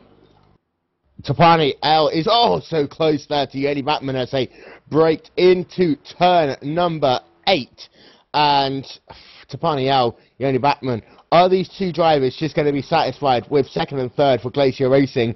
Is Tapani L going to try a last-minute move on Yoni Batman? That is about on the GT1s for 2nd and 3rd position. In the GT2s, Yoni Hagner and Mark Bird is your battle for what is 4th and 5th in class, and it is a great battle. We have got ourselves under 5 minutes left to go here at Watkins Glen International, so let's make that about 3 laps, and this really hotting up now. Right, so cliche time, edge of the seat stuff, squeaky bum time, all that sort of stuff. Absolutely belting race we're seeing here. The Tapani L Yoni Batman battle looks close, but they're not showing enough pressure considering, or compared to Mark Bird and Yoni Hagner as well. Yeah, Bird looking like he's going to try a different tactic here. Building up the speed, getting close through the carousel, then try and gain it through 6. He's not going to be close enough to make the move on 7 unless he tries something really radical. No cliche there intended, honestly. Trying into 7, not close enough again. But can he get a good run off turn 7 to try and make a move down turn number 8? He is very close as they come off the corner. Gap. Yeah, little twitch as he's looking now down to the inside. Again, that is too early to do so. Do it at the last minute. And I think that just allowed Yoni Hagner to just brake a little bit later, and he was fine and he was able to carry on. He's too impatient, isn't he? He's really compromising his mid-corner speed by constantly showing himself down the inside. And there he is again. You're not going to go too wide into the penultimate corner. No, you're not going to put him off around those corners. They're quite easy corners to do. But you can certainly try and keep nose to tail and just react to his lines. As he touched the curb there, he's going to lose a little bit of space there as well. Yeah, but that might play to his advantage, as he's going to be able to run his line through turn number 1, break when he wants to. Guess who's catching them? Do I need to know? Race leads a Fruit Manzar. Ah, no. And he's going to catch him before the end of this race. Yeah, they've had it so good for the last few laps, been absolutely left to it on their own, but now they're going to get the race leader, and they ain't going to want to get involved in taking him off. This is going to be very, very close between these two drivers. And what this is going to mean is Bird is going to have to find an opportunity now, because it's going to mean that otherwise it's going to mean that Farouk Manzar is just going to try and make a move to pass them, and Bird will have nowhere to go. He's showing to the shoot. All he needs to do is stay up into carousel and show him. Now's the chance. Looking to the outside line. Will he try and go the long way around? He is going to try and go the long way around. Looking on that second groove there. Oh, so close. Can he try and cut it back around? Coming off this corner, down, into turn and brake. He's close. Now, she stay behind him, stay behind him, stay behind him, stay behind him. Now he can kind of look down into the inside. He's, oh, so close, but not quite close enough there. Farouk, don't do it, Farouk. Don't get yourself involved in this. You've got... Oh! Farouk just died on 9. Now, this is the thing, because if Farouk if he crosses the start-finish straight for the white flag in front of these guys... Oh! In front of these guys, then we don't get another lap of this. This is close racing action here, and I think both these drivers, you know, they had a bit of a moment where they lost a bit of time. Farouk Manzar has been able to nullify that. Final lap. This is it. This is final lap. Look behind. Bird's closed down now into the apex, but look behind Bird. We've got Bachmann and Tapani L. They are going to get involved in this during this lap. Could be very, very interesting. And let's not forget, and I'm not throwing any conspiracy theories out there, but Yoni Bachmann and Tapani L, they are both teammates with Yoni Hagner. So, obviously, they're going to try and, try and get past both these drivers as cleanly as possible as they're coming into the carousel now. But these two drivers having a great battle on the track. Bachmann wide, Tapani L on the inside. This is a... You don't want this to happen now, as Yoni Bachmann just comes back on the grass into shoots. Oh my god, too wide, almost too deep as they come down! Look at this! Beat boys coming through. Oh! Oh, Yoni Bachmann, he's into the wall, they're both into the wall, they hit each other again! They've thrown away almost a 2-3 finish. They've got themselves 30 seconds to get themselves back around and back onto the racetrack. Who's going to get there first? It looks as though Yoni Bachmann would still be able to get ahead. They're going to be driving damage race cars down the last part of this racetrack. The fourth position coming into the chute now. Farouk Manzar is coming out of corner number 9. This is drama. I'm keeping an eye quickly back on Mark Bird and Yoni Hagner. It looks as though Mark Bird is going to have to settle for the 5th position. Farouk Manzar, meanwhile, he comes out of the final corner. He is going to win round 1 of the TFR SuperCup, as you see him there doing the trademark weaving. Yoni Bachmann is, I believe, just going to keep that 2nd position with Tapani L in 3rd. He's weaving for a completely different reason. We need to get ourselves, when this all settles down, a replay of that. Yoni Bachmann, Tapani L, Yoni Hagner, Mark Bird, all fighting for position, all fighting in their own class. And that is what you can only describe as a cluster F at the end of that race.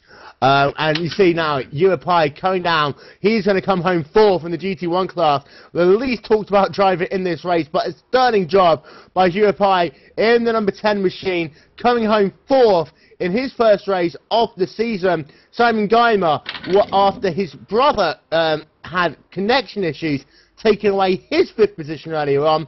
Simon Geimer recovers for Team Shark in the number 75 machine. He comes home in the 5th position.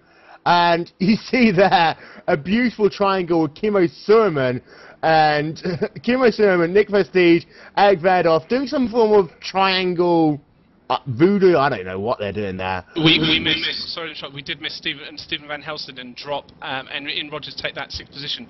We missed that on camera, but please forgive us, guys. There was a very good reason we missed that on camera. We have got ourselves a good couple of things that we need to go back and have a look at. The Ian Rogers, Stephen Van Helsingen is one of them.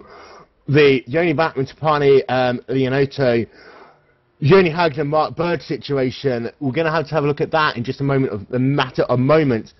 Rob, take us through the final results first. Okay, so deep intake of air. First position GT1's Fruit Manzar, second was Yoni Batman, third was Tapani L, in fourth position Yuha Pai, fifth was Simon Guyman from Team Shark, TFR's Ian Rogers, sixth position, a late seventh position Stephen Van Helsenden, eighth position Joshua Daniels, ninth position Arthur Kirk Paulson, first of the retirees Dave Guymer in 10th, 11th was Rolf Straitmans, and 12th was the early incident of Oliver Brandt. In the Ford GTs, first position, dominant Kimmo Surin. Second position is a great drive from Nick Verstegi in his debut in the TFR SuperCup. Third position is Russell Cleason. Fourth is Glacier Racing's Johnny Hagner. Fifth is the TFR weapon of Mark Bird. In sixth position, Stephen Coppins, another TFR driver. Seventh is Robert Laurie. Eighth is William Pinar. And ninth position was still running, was Eric Vadoff. Reino Tani finished in 10th position. And the retirees late on was Roderick Cronin, John Malia, TFR's Toby Bushnell, and Duncan Reed. Right, first of all, let's talk ourselves through that last lap with Yoni Hagner, Mark Bird, and then Yoni Backman, and closing down with Tapaniel right behind him. It looked as though, as they came through the carousel, they were getting oh so close. Tapaniel was just managing to make that move down to the inside as Yoni Backman trying to make the move on the outside to try and go around the GT2 drivers, getting himself held up a little bit. Then they were going too wide into turn number 6, and then Yoni Backman on the inside had the racing line, but obviously he was boxed into the GT2 drivers.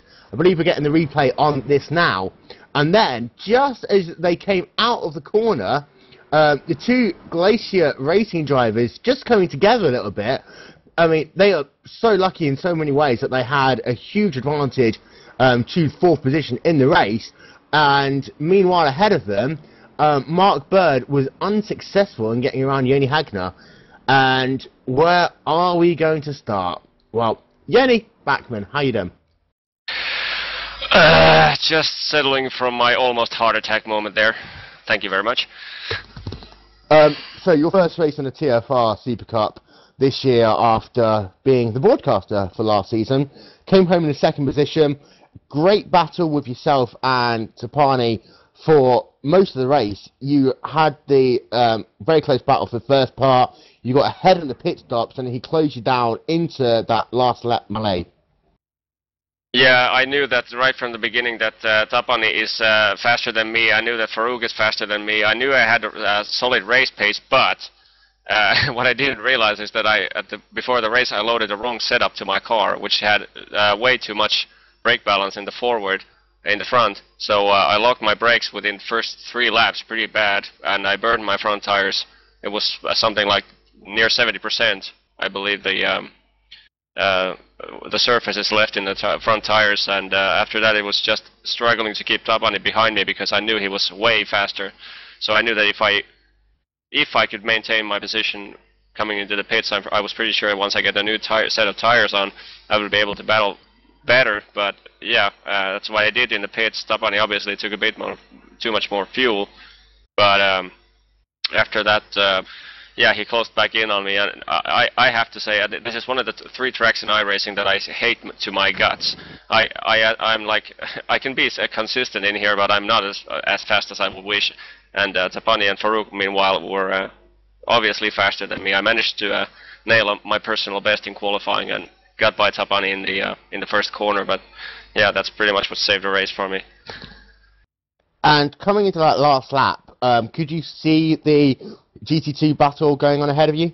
Yeah, actually, me and Tapani were in the TeamSpeak. At the same time, both opened our mouths and said, this is going to be interesting.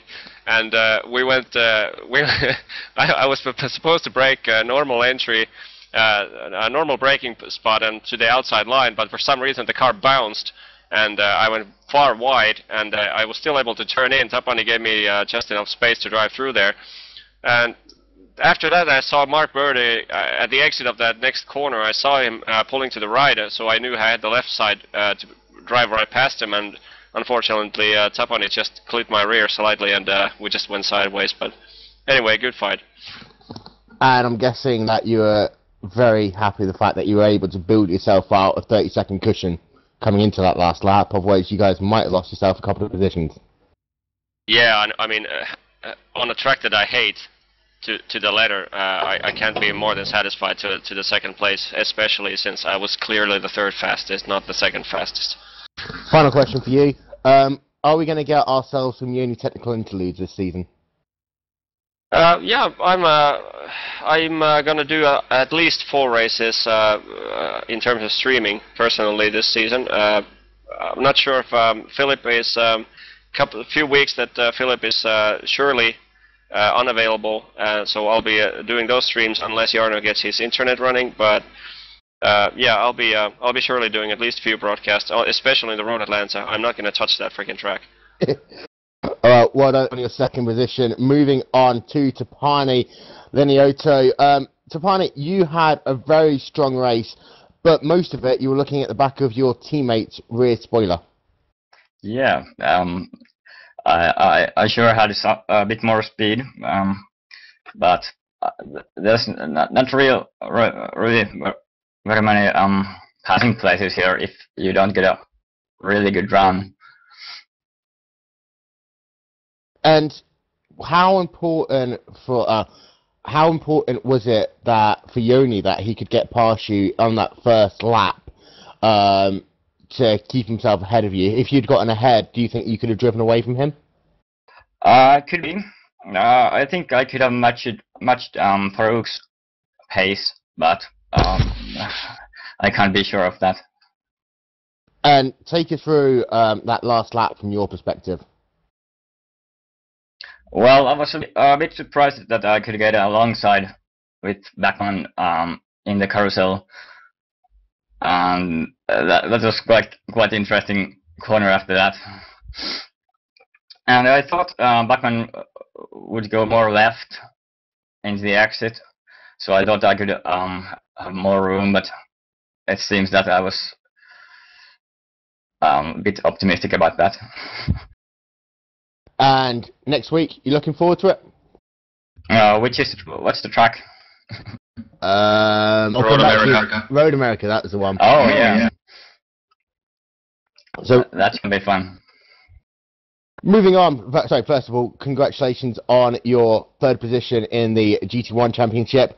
Moving on to the GT2 class, and surprise, surprise, it's Kimmo Surman who won the race. Kimmo, great job, but you were kept very, very honest by Nick Prestige for large portions of that race. Hello and thanks. Yeah, well, when the race started, I knew it was gonna be a tight race. Last season, we raced neck and neck with Nick almost in every race, so I knew this one would be a good one as well, and it really was. And you lost the lead to Versteeg after gaining it from him by spinning it, I believe, into turn number 7, coming out of turn number 7 even. Just how much damage did you have to that rear spoiler, and how hard was the car to drive after? Well, Joni said that I had some damage, but I didn't really feel it in my car. But yeah, I was just, I had a little gap to Nick at that point, and I just wanted to push a little bit harder to lose so that he won't be in my draft anymore, but yeah, it didn't really go that well. And moving on to next week, Road America was one of the few tracks where you didn't win after an incident midway through the race. I'm guessing that this season you're looking forward to retribution. Oh yeah, it's actually one of my favorite tracks. Lots of places to pass, and should be a good race there as well. Well, congratulations on the win in the GT2 class. Moving on to second position, Nick Versteeg in the Radical number 48 machine. Nick, well done on the second position. For parts of that race, however, you did look as though you had the legs for Kimmo Surman to win the race up until the pit stops. Hello, and thanks. Did I? I didn't feel like it, certainly. We were very close. I lost it in the pit stops because I was held up by a back marker before it, and after that I took too much fuel in the pit stop as well. So we ended up really close again. And then, unfortunately, my teammate decided to lose control over his car and hit me in the side. So. Very honest and frank recollection of events from you there. But had that not have happened, do you think that you would have been able to try and close down Kimo in the last third of that race? I really don't know. It was so close that anything could have happened if one co-fed would pass us in a suboptimal spot, then I could have overtaken maybe, or the other way around. So anything could have happened. And then next week, Road America, how's that number 48 Radicals machine looking for next week? Hopefully pretty good. It's not my favourite track, but I haven't practiced much on it last season, so I have something to do this week.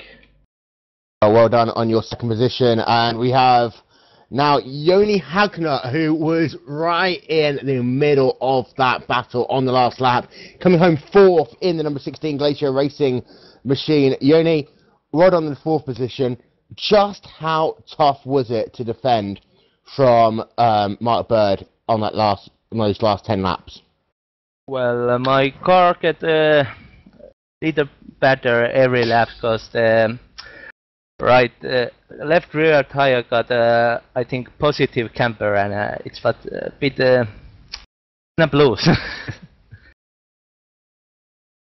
The damage came from a lap 2 incident with I think Malia with on turn 2.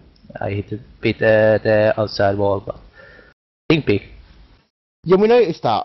How much did that affect the handling of the race car throughout the rest of the race, and were you able to adapt your driving style to overcome from that? Yeah, I learned the car behavior a bit more on the race, but it was still quite hard to drive, especially on the right-handers. It was so snap loose. And coming into that last lap, you had Mark Bird behind you, who had done some very ambitious passing opportunities to try and get around you into turn number 7. And you knew that you had the 2 Glacier Racing teammates in the Corvette coming up behind you, coming in towards turn number 7. How scary was that last lap? Well, I don't know, scary, but expecting some interesting moments. So it was a bit disappointing to see those crashing behind me, but that happens. Yeah, thankfully, however, your teammates was able to come through and get 2nd and 3rd. You and Kimo lead the GT2 championship for team championship for Glacier Racing. Unless I'm very much mistaken, Joni and Tapani lead the team championship in the GT1. So good day racing for Glacier. And next week you're going to Road America. You looking forward to that place?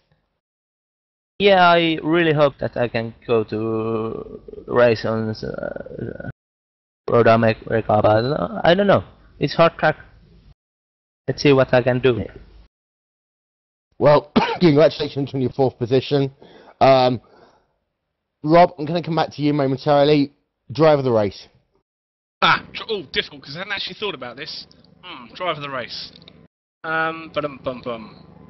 Oh, it's got to be. Oh no, that's not a good one.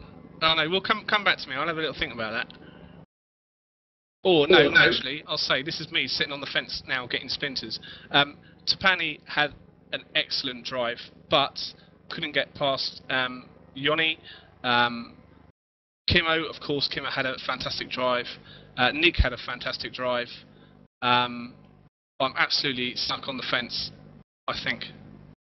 I, personally, I'm going to say none of those, because the number 22 machine of Russell Clayson, we didn't talk about him much all race long, but in the GT2 class, a sterling 3rd position for him amongst some very, very tough competition. And then in the GT1 class, unfortunately, I'm going to have to go down the same way, and Pai, again, we didn't talk about him, but coming home 4th with some very strong competition, and the gap he pulled out over Simon Guymer, Ian Rogers, Dean Van Helsingem, who are some very tough competitors, I think both sterling drives by both.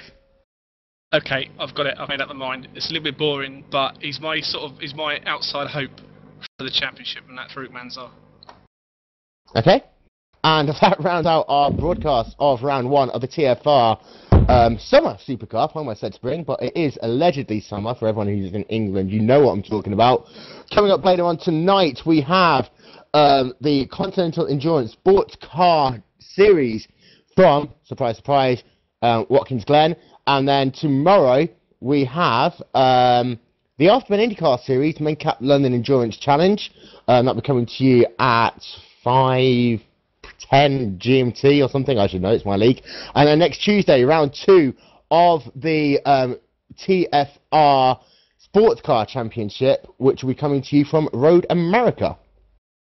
And I can say now that next Tuesday, last Tuesday, was a cracker. 30-minute race. We had about 40-odd drivers. Not many of them got through the first corner, but those that did contributed to a really, really good race. And it is on the YouTube channel, which is under Glacier TV Archive, all one word. It's also linked in the Glacier TV Twitter page, which is at Glacier TV as well, if you guys want to search back for that, because it's a fantastic watch. Can't wait for any of the races that are coming up. They're all going to be good. Yeah, so we had some great racing here at Watkins Glen on Tuesday, just been in the with the Ford Falcons and the new Cadillac. Some great racing there. Looking forward to round 2 at Road America.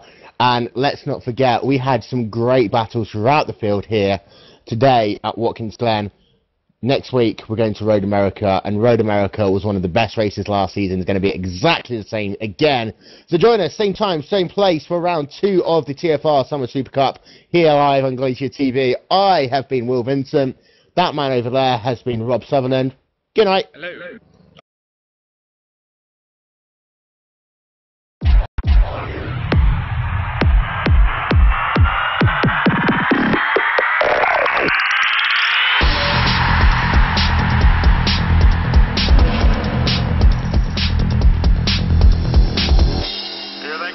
Start-finish line again.